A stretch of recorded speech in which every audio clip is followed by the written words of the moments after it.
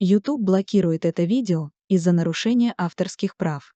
Видео можно посмотреть по ссылке в первом Et закрепленном c'est комментарии. là pour geler. Tu dis un mensonge. Pourquoi ferais-tu une chose si horrible?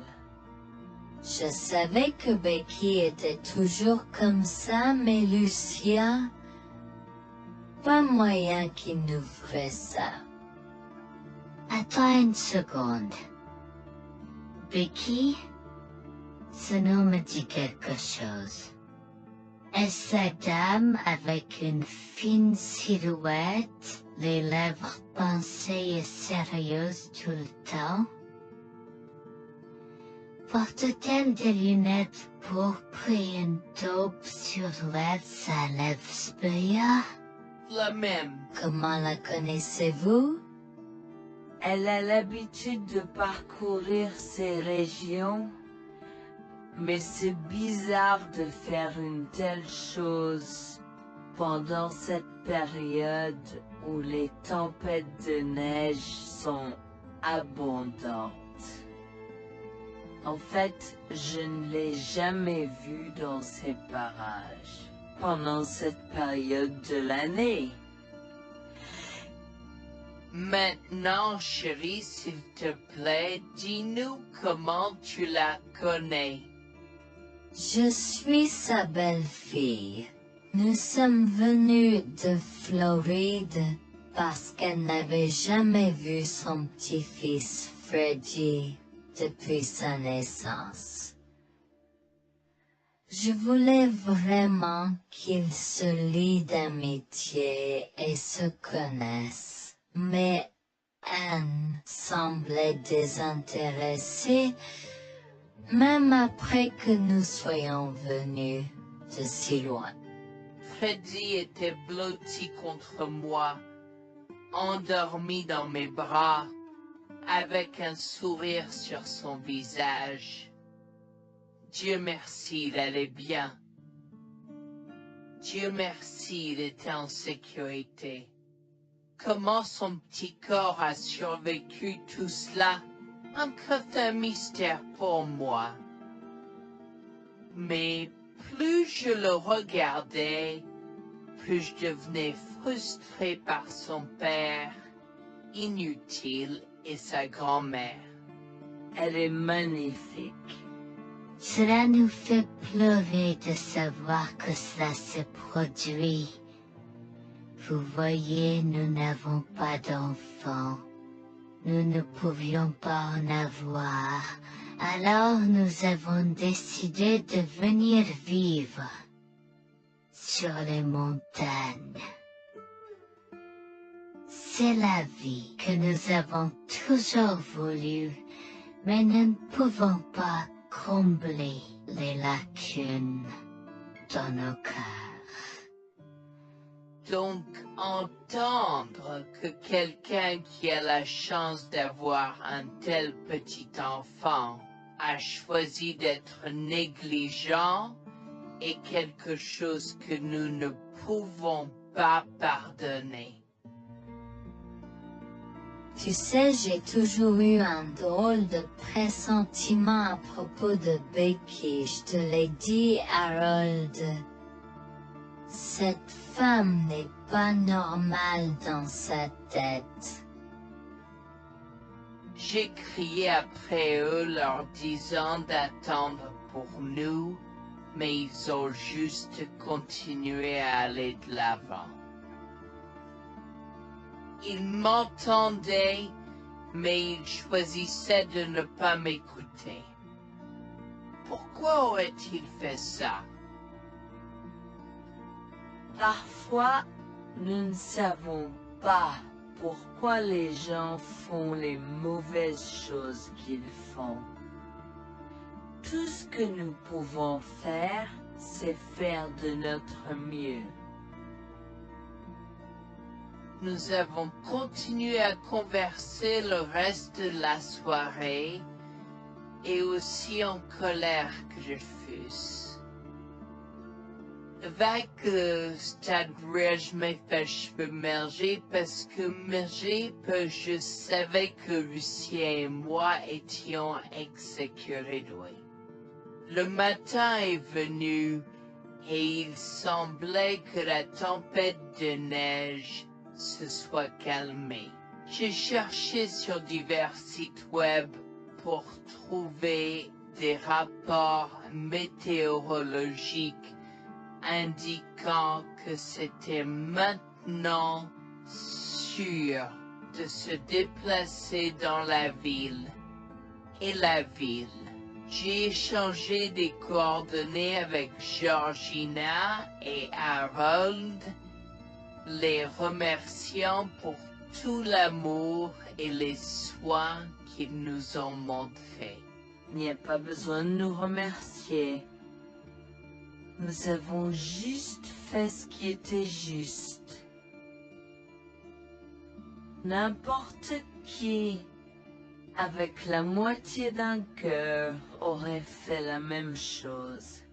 S'il vous plaît, laissez-moi vous accompagner chez vous. Harold et Georgina nous ont accompagnés à la résidence et, oh mon Dieu, nous avons trouvé Lucien et Rebecca assis confortablement sur le porche avant, comme si Freddy et moi étions sur le point de mourir la veille. Je suis sorti de la voiture et j'ai commencé à perdre les pédales. Qu'est-ce qui ne va pas chez vous, les gens? Comment pouvez-vous nous laisser là? Tu nous ralentissais et nous voulions voir la cascade gelée. Est-ce que tu plaisantes? Freddy aurait pu mourir la nuit dernière. Tu t'en fous, vous, Lucien? Pour être juste, tu aurais pu simplement rester à la maison si tu n'étais vraiment pas prêt pour cette aventure. Je jure devant Dieu, à ce moment-là, ma vision est devenue rouge. J'étais prêt à attaquer, à donner des coups de pied, à crier et à hurler pour que le monde entier entende à quel point ces gens étaient horribles. Non seulement ils nous ont laissés là, mais ils semblaient ne pas se soucier de ce qu'ils avaient fait. C'était presque comme s'ils essayaient de nous tuer. Avant que je ne puisse lancer une série d'actions et de mots qui ne pourraient pas être repris, Harold m'a retenu, me disant de me calmer, car Freddy était toujours dans la voiture avec Georgina. En assistant à toute cette scène, il m'a fallu un moment pour me calmer. Mais même si j'avais calmé, j'étais toujours agressif et argumentatif. Vous nous avez laissés là. Nous aurions pu mourir, Lucien. Tu t'en fous de ça? Tu t'en fous que ta mère ait essayé de nous tuer? Ne sois pas dramatique, Noémie. Elle n'essayait pas de faire ça. Regarde la raison pour laquelle nous ne sommes pas revenus te chercher, parce que nous savions que tu trouverais de l'aide et un abri. Je veux dire, tu as toi-même indiqué cette cabane, n'est-ce pas? Il semble que tu aies obtenu l'aide dont tu avais besoin. pas grâce à toi ou à ta mère. Je n'arrive pas à croire ce que je entends ce moment. Assez, tout le monde. Ne me donne pas mal à la tête. Comment peux-tu être si froid et sans cœur envers ta femme? J'ai la moitié d'une idée de venir te frapper. Essaie, vieil homme. Je te mets au défi. Écoute, Noémie.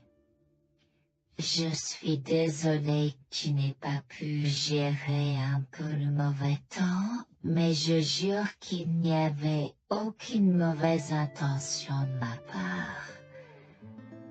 Écoute, Noémie, je suis désolée que tu n'aies pas pu gérer un peu le mauvais temps, mais je jure qu'il n'y avait aucune mauvaise intention de ma part. Oh oui. Pourquoi diable irais-tu faire de la randonnée à cette période de l'année? Nous ne te voyons jamais pendant cette période, alors quoi maintenant? Pourquoi maintenant quand tu as un enfant qui ne voulait que se connecter avec toi? Quelqu'un pourrait argumenter que ce niveau de négligence grossière était intentionnel, Becky. Tu es une personne malade et pathétique. Cela a semblé faire fondre l'extérieur froid et dur de Becky, qui avait l'air douloureuse, du moins pendant un instant, avant de revenir à son extérieur de méchante sorcière de l'Ouest. Je ne sais pas ce que tu essaies d'insinuer, mais si tu cherches une bataille, je peux t'assurer que tu la perdras. Tu oublies que je suis une femme riche. J'ai accès au meilleur.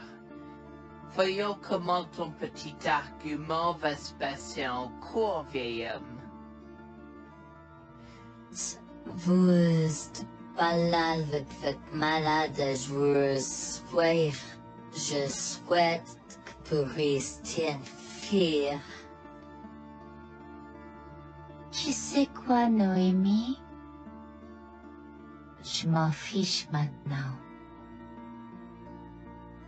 Je n'ai plus besoin de faire semblant devant toi. Et tout le monde. Alors, laisse-moi te dire les choses clairement pour que tout le monde puisse entendre. Je m'en fiche de toi et de ce bébé. Honnêtement, je souhaite que vous soyez tous les deux morts hier. Au moins, vous auriez arrêté de me déranger avec vos tentatives pour rencontrer ce bébé. Est-ce que je parais en avoir quelque chose à faire? J'ai fait mon geste vers elle comme si mon corps avait une volonté propre. Je me suis approché d'elle et l'ai giflée. J'ai continué à la gifler et à donner des coups de pied aussi forts que possible jusqu'à ce que Jack et Harold me déchirent. Tu m'as stoppé. Comment osais-je? Comment osez-vous vous asseoir là et défendre cette sorcière? Elle l'avait mérité. Toi, je vais te poursuivre en justice. Comment oses-tu me mettre les mains dessus? Elle ne voulait évidemment pas cela. Regardez, il semble que les tensions soient élevées en ce moment. Pourquoi ne pas tous prendre une grande respiration? Entrons et réglons cela. Vous êtes un homme faible et pathétique, et j'espère que vous passerez le reste de votre vie à expier ce que vous avez fait à votre fils. Avant que Jack ne puisse répondre, je lui ai craché au visage avant de rentrer à l'intérieur, de prendre Freddy et ses affaires, et de monter dans la voiture avec Georgina et Freddy. Maman, j'ai peur. Que se passe-t-il? Pourquoi tu combattu grand-mère? Chérie, je suis vraiment désolée que tu aies dû voir ça. Les choses sont beaucoup plus compliquées ici et je ne veux pas te mentir. Mais je crains que tu ne sois un peu trop jeune pour comprendre. Mais pour l'instant, je suis désolée de devoir te dire que pour l'instant, il semble que grand-mère et papa ne veulent pas de nous ici. Nous ne pouvons pas être ici parce que papa et grand-mère ne sont pas très gentils et je ne veux pas que tu sois autour de personnes qui ne sont pas gentilles. Mais Georgina et Harold sont gentils, n'est-ce pas? Oui, j'aime Georgina et Harold. Harold et Georgina peuvent-ils être mes grands-parents? Oh mon Dieu, mon petit enfant, tu me fais pleurer. Bien sûr, je peux être ta grand-mère. Oh mon Dieu, mon petit enfant, tu me fais pleurer. Bien sûr, je peux être ta grand-mère. Je serai toujours ton ami et je te promets de prendre soin de toi si tu as besoin de moi.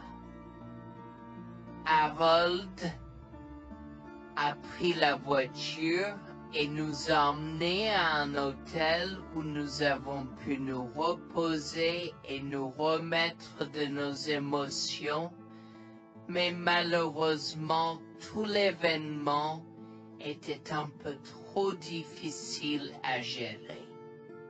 J'avais très peur pour l'avenir pour Dieu, tant Freddy que moi, car cela signifiait le divorce. Mais j'avais peur, Bertie, qu'ils obtiennent la garde de Freddy. Décidé de parler au gymnase et s'est préparé de la question une fois que Freddy s'était endormi. Que vais-je faire? Je vais aller en prison? Nonsense. Cette sorcière ne portera pas plainte. Et si elle le faisait, elle ne le fera pas. Car nous avons des preuves de sa conspiration pour commettre un meurtre. Comment? Nous sommes toujours préparés, chérie. Nous avons secrètement enregistré toutes les preuves. Maintenant, vous pouvez emporter cet enregistrement avec vous et l'utiliser contre votre mari et belle-mère au tribunal. Vous êtes des anges déguisés. Comment avez-vous fait ça? Quand? Comment? Chut, mon enfant, ne t'inquiète pas de tout ça. Écoute simplement l'enregistrement audio. Nous avons écouté et effectivement toutes les preuves avaient été enregistrées y compris la partie où j'ai attaqué physiquement sa mère.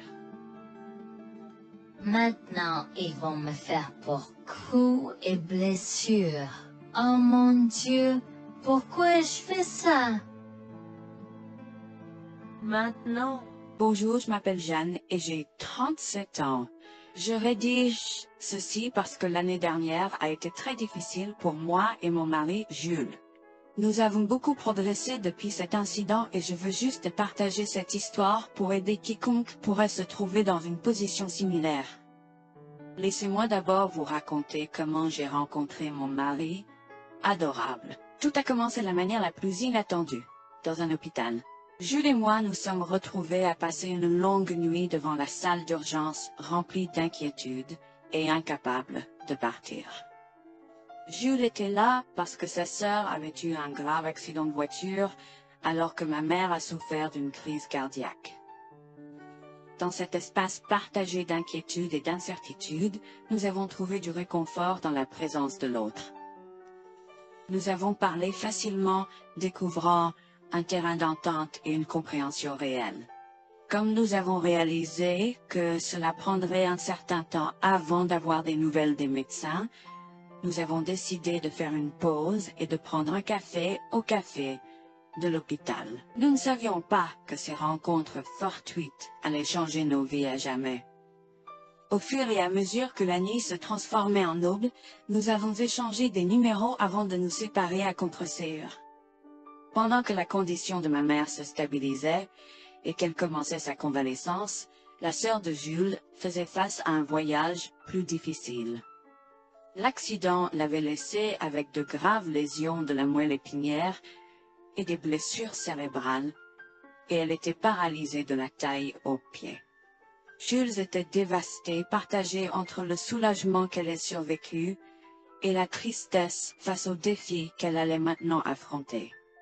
Au cours des mois suivants, Jules et moi sommes restés en contact, nous nous soutenons émotionnellement pendant les convalescences de nos proches.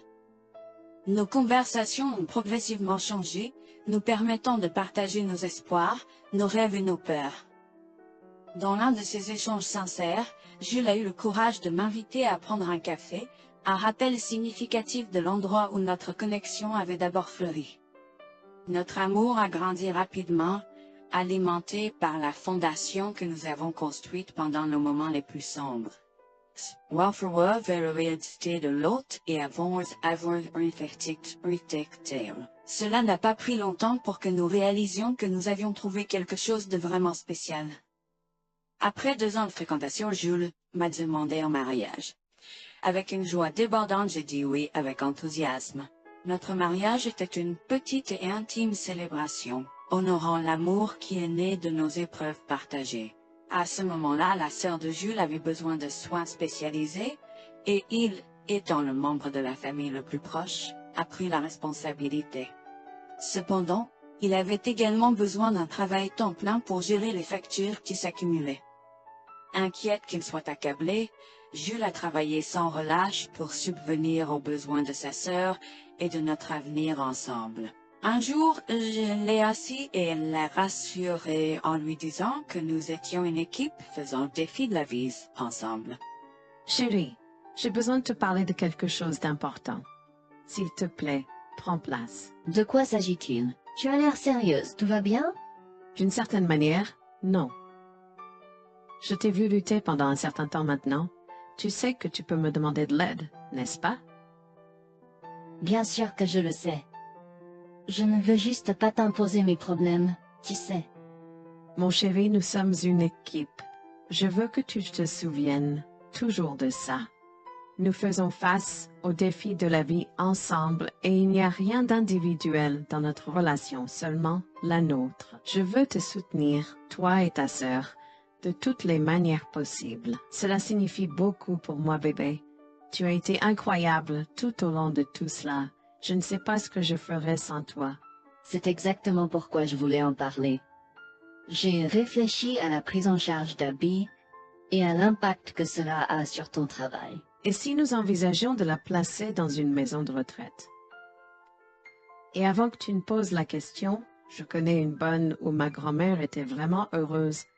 Elle a même préféré cela à vivre à la cimetière. Je ne sais pas, je veux dire, c'est une décision importante et risquée à prendre. Je comprends, mais réfléchis grec. Cela permettrait de te trouver un meilleur emploi payant pour que nous puissions nous assurer qu'Abby reçoit les soins qu'elle mérite. Nous pouvons la visiter régulièrement et être toujours là pour elle. Mais cela soulagerait une partie de la charge sur tes épaules. Tu as raison. C'est un choix difficile, mais je fais confiance à ton jugement. Je suis heureuse que tu me laisses enfin t'aider. Crois-moi, les choses sont plus faciles quand on peut partager ses fardeaux avec quelqu'un. Je veux dire, c'est comme ça que nous nous sommes trouvés, non? Comment pourrais-je jamais l'oublier? Je t'aime tellement. Merci de rester à mes côtés. Tais-toi, pas besoin de remerciements. Tu sais que je serai toujours là pour toi. Je t'aime aussi, chérie. Jax m'a fait confiance et nous avons trouvé une maison de retraite pour Abby. Au cours des prochains mois, Jax a trouvé un travail mieux rémunéré et a rendu visite à sa sœur tous les jours. Le rétablissement d'Abby a progressé de manière surprenante bien qu'elle soit paralysée. Elle a commencé à se déplacer dans la maison de retraite dans son fauteuil roulant, déterminée à explorer. La maison de retraite permettait aux résidents de sortir avec des membres de leur famille enregistrés, alors je lui ai envoyé une allocation mensuelle pour l'aider à s'amuser. La mère de Jax, Grégoire, a entendu parler de son dévouement au bien-être d'Abby et des efforts qu'il a déployés pour s'occuper d'elle. Grégoire est venu à notre domicile, les larmes aux yeux, pour exprimer à quel point il était fier de son fils. Mère, pourquoi pleures-tu? Qu'est-ce qui ne va pas? Je veux juste que tu saches à quel point je suis fier de toi, Jules. Tu as montré une telle force et compassion en prenant soin d'Abby.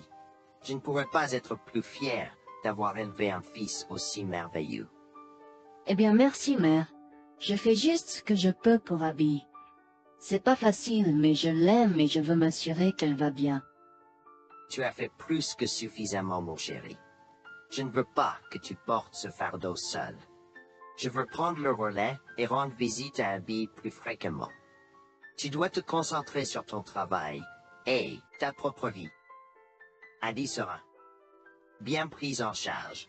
Fais-moi confiance. Eh bien, ce n'est pas comme si je l'avais fait seule. Jeanne a été à mes côtés, me soutenant à chaque étape du chemin.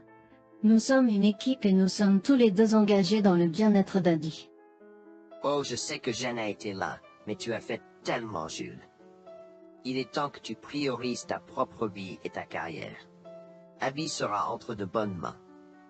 Fais-moi confiance. D'accord, mère, si tu es sûre de toi, alors j'accepterai.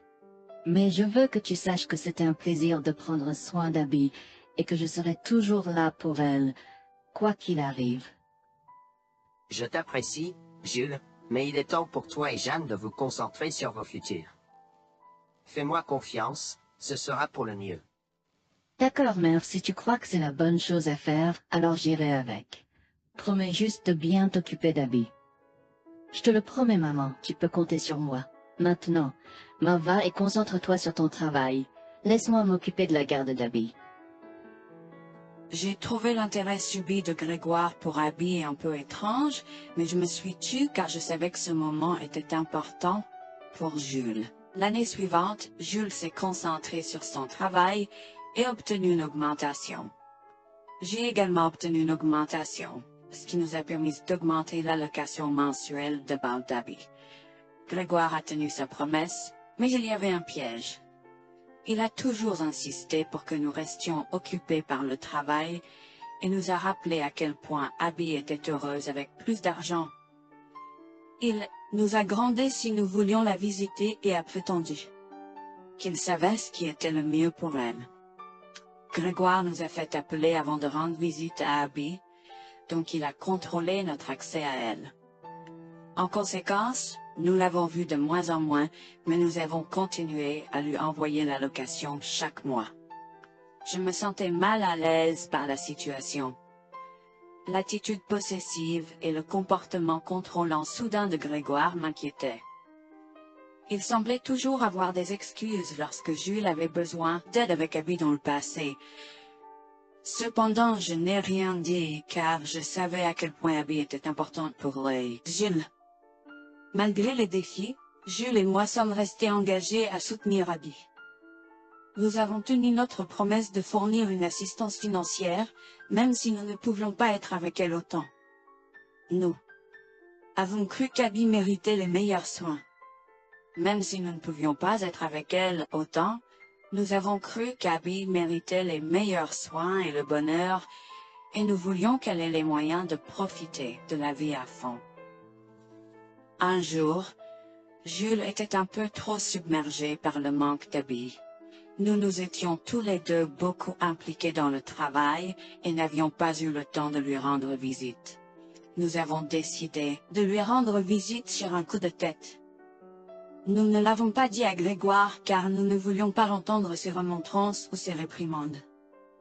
Avant d'arriver à la maison de retraite, Jules et moi nous sommes arrêtés au supermarché pour acheter à Abby toutes ses collations préférées. Nous étions tous les deux très excités de la voir et de passer du temps de qualité avec elle. J'ai même apporté ma Nintendo Switch pour qu'elle puisse y jouer. Nous sommes entrés et avons immédiatement commencé à chercher Abby, mais nous ne pouvions pas la voir nulle part. Je pensais qu'elle était probablement partie pour un rendez-vous chez le médecin ou qu'elle était probablement dans le jardin. Nous avons trouvé l'infirmière d'Abby, Mme Smith. Elle nous a regardés avec confusion. « Excusez-moi, pourriez-vous nous dire où est Abby? Nous la cherchons. » Charlie, savez-vous pas ce qui s'est passé? Non, nous n'en savons rien. S'il vous plaît, dites-le nous. Que s'est-il passé? Est-ce que Abby va bien? J'ai essayé de contacter Grégoire car il a insisté pour être le point de contact pour toutes les informations concernant Abby, mais il n'a jamais répondu à mes appels. S'il vous plaît, dites-nous simplement ce qui s'est passé. Est-ce que Abby va bien? Je suis vraiment désolée de vous apprendre cette nouvelle. Alors que nous administrions un nouveau médicament à Abby, son corps a eu une réaction sévère. Elle est tombée en état de choc, malgré nos efforts. Il a été. Quoi? Quand cela s'est-il produit? Cela s'est produit il y a 2 mois. 2 mois? Comment cela est-il possible? Pourquoi n'avons-nous pas été informés? Je m'excuse pour cette omission. Nous essayons de joindre Grégoire comme il l'avait demandé, mais il semble qu'il n'a jamais reçu nos appels. C'est incroyable. Nous aurions dû être au courant, nous aurions dû être là, Abby. Merci de nous l'avoir dit, Manager Smith. Nous aurons besoin de temps pour traiter cela. Pouvez-vous nous laisser un peu d'intimité? Bien sûr, prenez tout le temps dont vous avez besoin. Je serai là si vous avez des questions ou si vous avez besoin d'aide. Je suis vraiment désolée pour votre perte. Je pouvais sentir le monde de Jules s'effondrer et le mien aussi. Bien que Abby ne soit pas ma propre sœur, je la traitais comme telle. Je m'efforçais de la connaître. Au fil du temps, je suis absolument tombée amoureuse d'elle. Nous étions comme des sœurs. Abby a été si pleine de vie malgré sa situation. Jules était un désordre de larmes, pendant que je ne pouvais tout simplement pas me résoudre à pleurer. Je me sentais tellement engourdie. Je ne pouvais pas croire que Abby était partie. Je me sentais tellement coupable qu'elle ait souffert toute seule. Je me sentais tellement coupable de ne jamais avoir pris le temps de la rencontrer. Serait-ce différent si je l'avais visitée? Je savais que Jules se sentait de la même manière que moi. Je savais que nous ne pouvions pas continuer à rester là et à pleurer. Alors je l'ai guidée gentiment hors de l'installation. Le trajet de retour à la maison était silencieux, alors que le chagrin enveloppait nos âmes.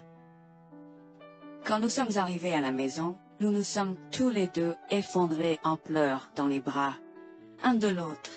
Nous avons pleuré et pleuré pendant ce qui semblait être des heures. Jules était furieux que nous n'ayons même pas pu dire au revoir à Abby. Je me sentais de la même façon.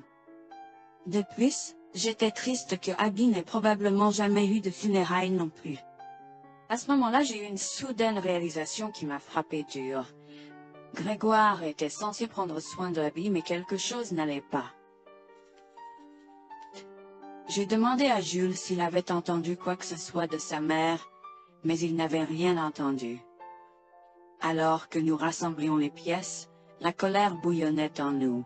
Nous avons réalisé à quel point Grégoire nous avait manipulés avec soin, nous volant notre connexion à Abby et profitant de notre gentillesse. Le fait qu'elle ait probablement pris toute l'allocation d'Abby pour elle-même, la laissant sans rien, a encore plus attisé notre colère. Jules était prêt à confronter sa mère, mais j'ai réussi à réfléchir plus clairement. Chérie, je sais que tu es furieux et veux confronter ta mère, mais réfléchis en grec. Je ne veux pas y réfléchir. Je veux lui demander pourquoi elle a fait ça. Qu'a-t-elle gagné à faire ça à Abby? Moi aussi, je veux savoir la même chose, mais tu sais qu'elle niera tout ce que nous disons ou trouvera un moyen de nous blâmer pour tout. Regarde, le jour où nous donnons habituellement l'allocation d'Abby approche bientôt. Que se passera-t-il si Grégoire se présente à notre porte en réclamant l'argent? Tu penses qu'elle oserait se montrer ici après tout ce qu'elle a fait? C'est possible, chérie. Si elle le fait, ce sera son aveu involontaire envers nous. Nous pourrons l'utiliser comme preuve. Oui, et puis, nous pourrons exposer ses méfaits maléfiques à tous.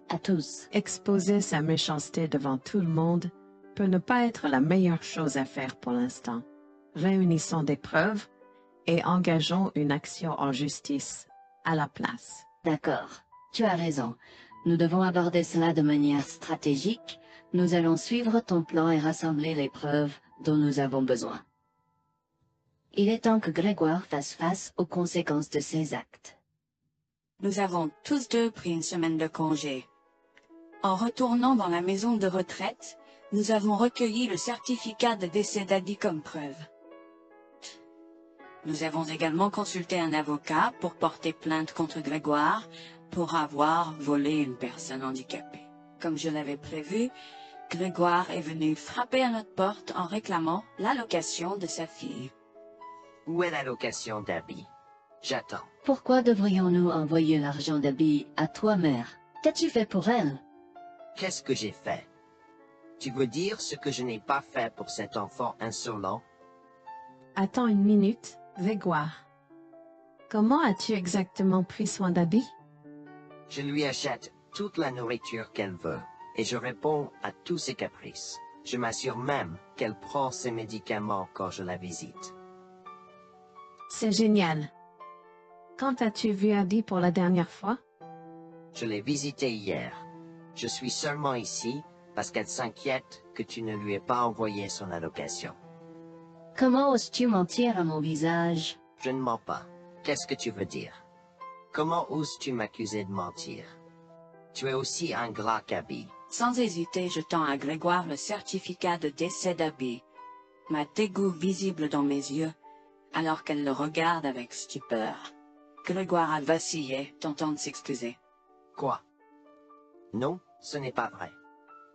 Ma petite fille. Je suis désolé, Jules. Je suis désolé. Enregistre tes excuses, mère. Tu n'as fait que l'insulter depuis que tu es arrivée. Tu es dégoûtante. Nous avons déjà engagé des poursuites judiciaires contre toi pour tes crimes. Nous avons des preuves de ta négligence. À bien, tribunal. S'il te plaît, Jules, ne fais pas ça. Je souffre autant que toi. S'il te plaît. Arrête. Quitte notre maison et ne nous adresse plus jamais la parole. Nous ne voulons plus rien avoir à faire avec toi. S'il te plaît, ne me conduis pas en justice. Je suis désolé. Il est trop tard pour les excuses. Tu as fait tes choix et tu devras maintenant assumer les conséquences de tes actes.